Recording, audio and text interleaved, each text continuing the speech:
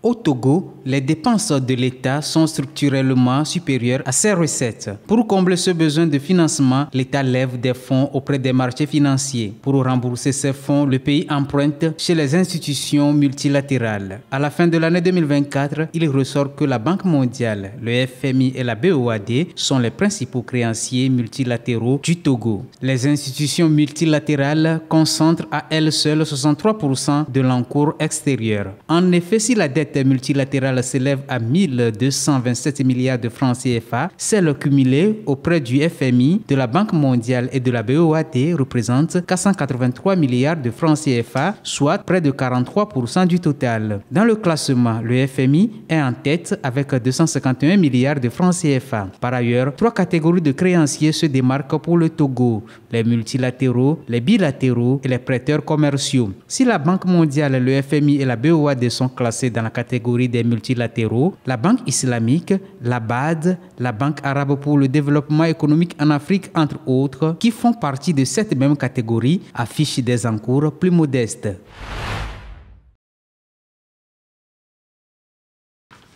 Au terme de sa première année d'opération, le guichet unique des redevances et recettes non fiscales du secteur maritime, GRM, a permis au Togo de mobiliser 6,2 milliards de francs CFA. Ce montant, obtenu entre octobre 2023 et novembre 2024, a été mis en lumière dans un récent rapport du secrétariat permanent pour le suivi des politiques de réforme et des programmes financiers. En effet, la réussite de ce dispositif repose sur la dématérialisation de plusieurs procédures essentielles. Parmi celles-ci, l'on peut citer les demandes d'abri sécuritaire pour les navires, les opérations de transbordement en mer, la sortie des navires après transbordement, ainsi que les demandes de garde armée à bord et d'escorte armée. De plus, la délivrance de licences de pêche et d'attestation de faisabilité technique pour des projets aquacoles a également contribué à la mobilisation des fonds. Mis à part la collecte des ressources financières, le GRM a permis aussi de suivre l'ensemble des opérations effectuées en rade avec un total de 510 805 873 barils d'hydrocarbures transférés dans les eaux togolaises durant cette période. Cette initiative s'inscrit dans le cadre des réformes entreprises par le gouvernement togolais pour renforcer la compétitivité du secteur logistique à travers la modernisation du port et la digitalisation des procédures. Avec ces avancées, le Togo se positionne ainsi comme un acteur majeur dans l'amélioration de son secteur maritime en alliant innovation technologique et efficience économique. À l'approche de la fin de l'année scolaire, les élèves togolais se préparent à affronter les examens nationaux, une étape déterminante pour leur avenir académique. La section des examens scolaires 2025 débutera ce 26 mai avec le baccalauréat première partie Bac 1 qui se poursuivra jusqu'au 30 mai. Ensuite, ce sera au tour du brevet d'études du premier cycle BEPC qui se déroulera du 10 au 12 juin, suivi du certificat d'études du premier degré CEPD et du baccalauréat deuxième partie Bac 2 programmé du 17 au 21 juin. Les épreuves techniques incluant le brevet de technicien supérieur BTS se tiendront du 30 juin au 4 juillet. Enfin, les examens du CAP, du BEP et BT s'étaleront entre le 24 juin et le 23 décembre.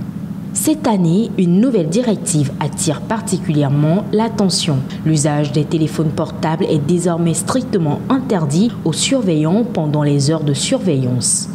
Une décision du ministère de l'Enseignement technique visant à réduire les distractions et à prévenir toute tentative de fraude. Le ministre Isaac Tiakpe a précisé que toute violation de cette règle entraînera une exclusion immédiate et définitive des surveillants concernés pour l'année en cours. Cette directive fait suite à plusieurs incidents de négligence et de mauvaise gestion des examens lors des sections précédentes. Ces examens marquent un moment clé dans le parcours scolaire des élèves togolais, un moment où la rigueur et la discipline sont plus que jamais nécessaires pour garantir leur réussite dans un contexte d'exigence accrue.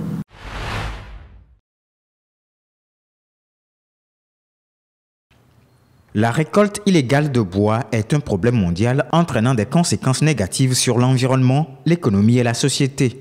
De nombreux gouvernements ont édicté des réglementations pour la mise sur le marché du bois et des produits en bois. La filière bois industriel en Afrique est un pilier économique vital pour la région, contribuant significativement au produit intérieur brut PIB et à la création d'emplois, tant dans le secteur formel que dans le secteur informel. Cependant, son évolution est étroitement liée aux exigences du marché international, notamment en ce qui concerne la durabilité et la légalité des produits.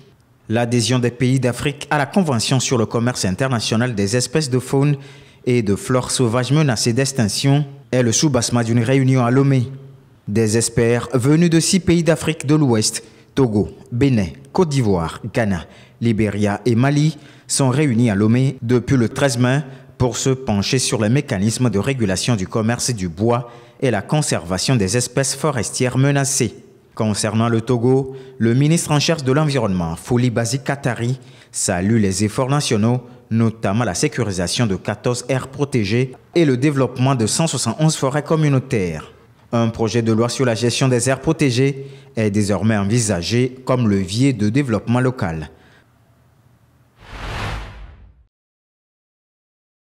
Si la région des savanes est la région d'élevage par excellence au Togo, l'on relève par contre des rendements agricoles bas en deçà de la moyenne. Malgré la situation et pour renforcer la résilience dans le domaine de l'agriculture dans la région, les entrepreneurs agricoles viennent de recevoir un appui matériel destiné à soutenir leurs activités. Il s'agit d'un financement du programme des Nations Unies pour le développement PNUD à hauteur de 348 millions de francs CFA. En effet, ce soutien va à l'endroit de 43 coopératives agricoles issues des préfectures de Tone, Mendial, Oti-Sud, opérant principalement dans les filières céréalières, maraîchères et légumineuses. Ce lot de matériel composé de 2 tracteurs, 8 motoculteurs, 5 tricycles, 80 semoirs et 57 pulvérisateurs entre autres consiste à améliorer les conditions de travail des agriculteurs. Rappelons par ailleurs que ce soutien arrive à un moment crucial car la région des savanes fait face à des défis sécuritaires croissants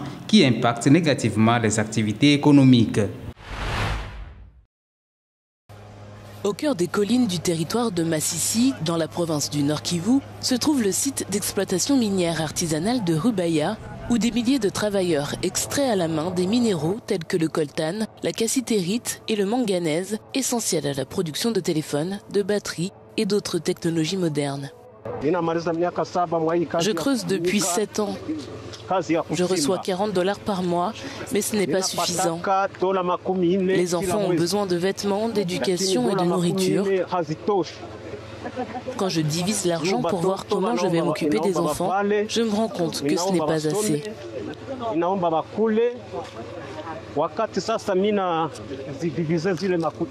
La mine de Rubaya et ses environs sont passés sous le contrôle du groupe armé M23, une situation qui semble changer peu de choses pour les hommes travaillant dans ces mines. Certains affirment toutefois que les conditions de travail sous les rebelles sont plus faciles que sous le contrôle de la Wazalendo, milice alliée à l'armée congolaise. Je travaille dans cette mine depuis 13 ans et j'ai travaillé ici sous le Wazalendo. Quand ils étaient là, ils nous harcelaient. Parfois, ils prenaient nos minéraux et demandaient de l'argent. Nous avancions un peu, puis ils prenaient les minerais et nous renvoyaient en arrière. Les mines de ce type ont été au cœur des discussions autour de la prise de contrôle par le M23 d'une partie de l'Est du Congo. Le gouvernement congolais affirmant qu'ils veulent contrôler les minerais et qu'ils les font passer illégalement au Rwanda. Ces minerais ne nous aident pas. Pourquoi? On entend dire que les téléphones techno sont fabriqués à partir du coltan que nous extrayons, mais cela ne nous aide pas. Tout le pays, le monde entier sait que les téléphones sont fabriqués à partir du coltan qui provient d'ici. Mais regardez la vie que nous menons. Le coltan que nous produisons ne nous aide vraiment pas. Nous ne pouvons pas continuer ainsi. Le président congolais Félix Tshisekedi a cherché à conclure un accord avec l'administration Trump qui pourrait offrir aux États-Unis un meilleur accès aux ressources de son pays en échange de l'aide américaine pour calmer les hostilités. Le Maroc lutte contre l'épidémie de rougeole à l'échelle nationale par une campagne de vaccination de masse. Selon les estimations de l'OMS et de l'UNICEF, la couverture vaccinale nationale du Maroc a été en dessous du seuil de 95% requis pour atteindre l'objectif d'élimination au cours des 3 dernières années. Le Maroc est aux prises avec la pire épidémie de rougeole qu'il ait connue depuis des années, avec plus de 25 000 cas suspects et 184 décès signalés depuis la fin de l'année 2023. La maladie s'est propagée dans les 12 régions du pays, ce qui a incité les autorités sanitaires et les partenaires internationaux à prendre des mesures d'urgence. Si l'OMS a signalé récemment une tendance à la baisse des cas observés pendant 10 semaines consécutives en 2025, des échantillons de virus de la rougeole collectés pendant la flambée marocaine de 2024-2025 ont révélé la circulation exclusive du même génome que dans de nombreuses régions d'Afrique et associés à des flambées épidémiques dans le monde entier. Les CDC ont recommandé aux voyageurs internationaux en mai 2025 de se protéger contre ce virus hautement transmissible avant de se rendre dans les zones à risque.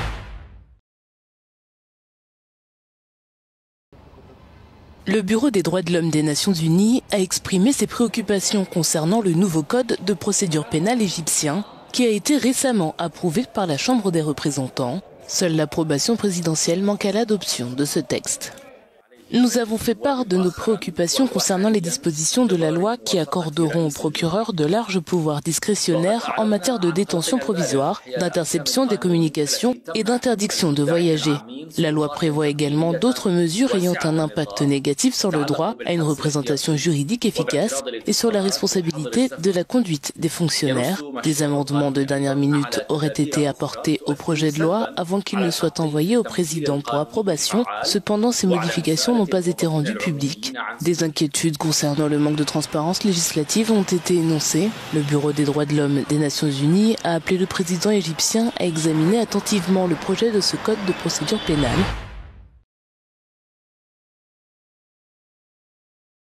Aux États-Unis, l'Église épiscopale s'oppose à une directive du gouvernement fédéral l'appelant à aider à la réinstallation des citoyens sud-africains qui ont récemment obtenu le statut de réfugiés.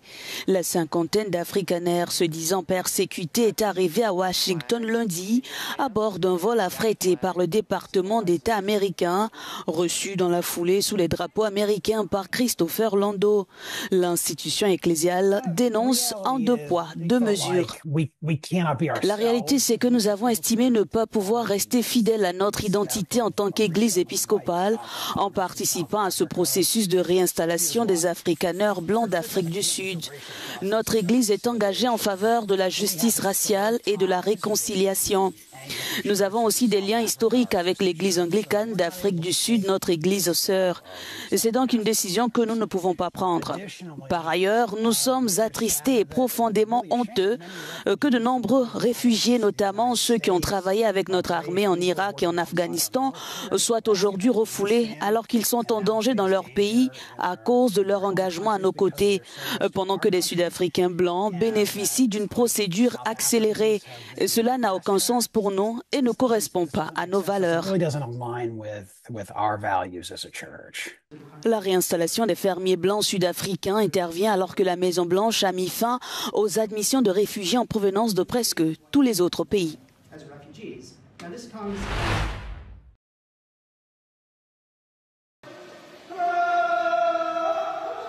Donald Trump est arrivé mercredi au Qatar en provenance de l'Arabie Saoudite. Il s'agit de la 2e étape de la tournée entamée mardi au Moyen-Orient par le président américain. Le président Trump a été reçu à son arrivée à Doha par le cheikh Tamim Ben Hamad Al Thani, alors qu'une controverse s'enflamme autour d'un avion offert par l'émir au patron de la Maison-Blanche. Avant son départ, le chef de l'État américain a échangé avec le président intérimaire de la Syrie, Ahmad Al-Shara. C'était à l'occasion d'une rencontre surprise, plus tôt dans la journée de mercredi, dans la capitale saoudienne. Premier tête-à-tête entre des dirigeants de ces 2 pays depuis 25 ans qui marque un tournant décisif pour la Syrie, au moment où le pays tente de sortir de décennies d'isolement international. La rencontre a eu lieu au lendemain de l'annonce faite par le président Donald Trump de l'allègement des sanctions occidentales contre la Syrie, avec la volonté de normaliser les relations avec ce pays. Une annonce célébrée mardi soir par de nombreux Syriens rassemblés à la place des Omeyyades à Damas. Par des feux d'artifice et des scènes de liesse, les populations ont applaudi le retour de leur pays dans les concerts des nations.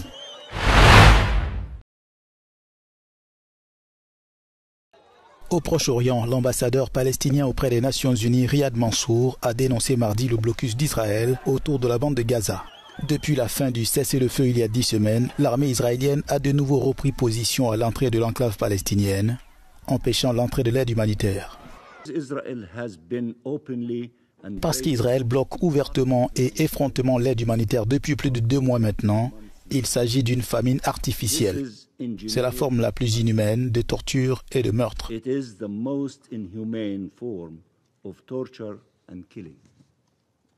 2,1 millions de personnes sont menacées de famine et 1 demi-million d'entre elles sont confrontées à une situation catastrophique de faim et de maladies mortelles.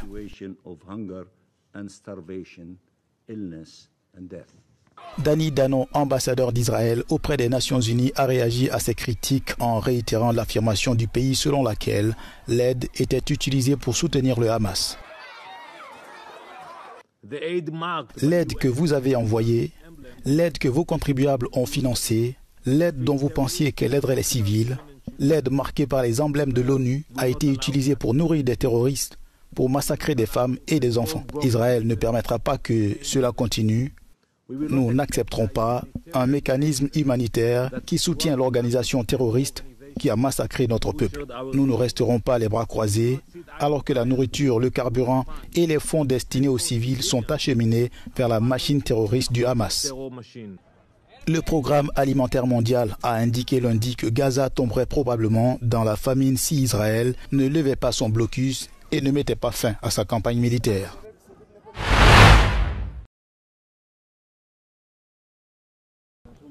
Les enfants travaillent encore dans plusieurs parties du globe. Le phénomène concerne 160 millions d'entre eux, 79 millions travaillant dans des conditions dangereuses, des chiffres publiés mardi par l'Organisation internationale du travail. Le secteur primaire est celui qui emploie le plus d'enfants.